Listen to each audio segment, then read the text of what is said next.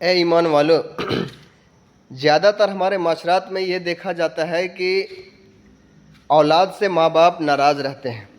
آخر کچھ تو وجہ ہوگی کہ ماں باپ ناراض رہتے ہیں، ان کے ناراضگی کا کچھ تو ریزن ہوگا۔ اور یہاں تک کہ کتنے تو والدین یہ کہتے ہیں کہ ہم اپنے اولاد کے لیے مر چکے ہیں۔ کتنی ناراضگی ہوگی ان کے دل میں، اپنے اولاد کے لیے کتنی تکلیف ہوگی جو ایسے الفاظ ہمارے والدین کہتے ہیں۔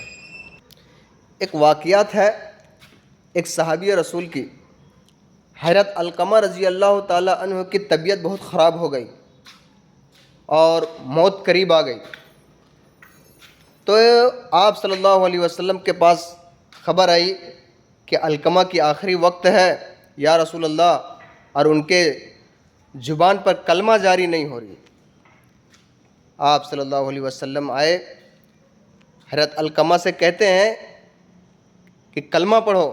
حضرت علقمہ کہتے ہیں یا رسول اللہ، میرے زبان پر کلمہ نہیں آ رہی ہے۔ آپ صلی اللہ علیہ وسلم نے فرمایا کہ ان کے والدین میں کوئی زندہ ہے؟ بتایا کہ ان کی ماں زندہ ہے، ان کے والدہ کو بلایا، کہا اے علقمہ کی ماں، کیا آپ علقمہ سے ناراض ہو؟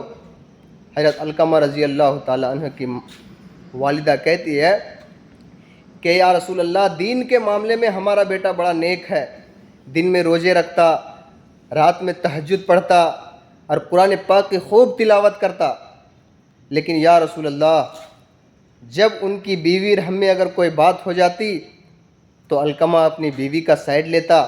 یا رسول اللہ، مجھے بڑی تکلیف ہے علقمہ سے اس بات کا۔ آپ علیہ السلام نے فرمایا اے علقمہ کی ماں، علقمہ کو معاف کر دو۔ علقمہ کی ماں کہتی ہے کہ مجھے بڑی تکلیف ہے، ہم معاف نہیں کریں گے۔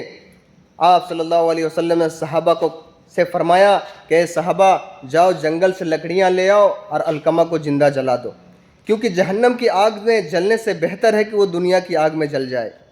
حضرت علقمہ کی ماں کو یہ کیسے گوارا ہوتا کہ ان کے نظروں کے سامنے اس کے بیٹے کو زندہ جلا دیا جائے۔ ان کی ماں نے کہا کہ یا رسول اللہ، میرے بیٹے کو نہ جلائیے، ہم نے علقمہ کو معاف کیا۔ جیسے علقمہ کی ماں نے، حضرت علقمہ رضی اللہ تعالیٰ عنہ کی ماں نے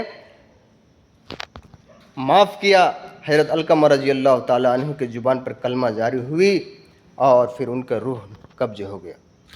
اس سے ہمیں سبق حاصل کرنا ہے، باپ جنت کا دروازہ ہے اور ماں کے قدموں میں جنت ہے، ہم دونوں کو راضی کریں اور اپنے آخرت کو سنواریں۔